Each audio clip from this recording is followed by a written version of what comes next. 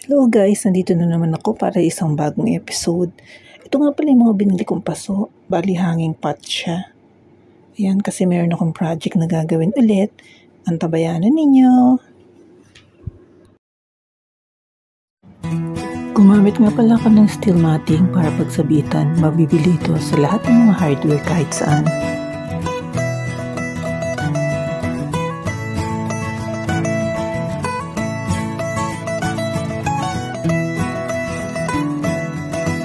Ayan guys, natapos ko na yung mga paso. So bali, aantayin nyo na lang kung ano itatanim ko.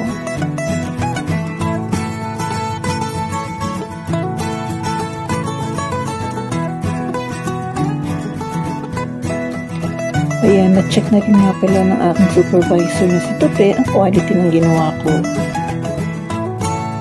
Ito nga pala guys yung nagsisilbing bakod ko sa ngayon. Ang ganda, diba? Okay guys, antayin nyo na lang kung ano itatanim ko dito. Hanggang sa muli, thanks for watching!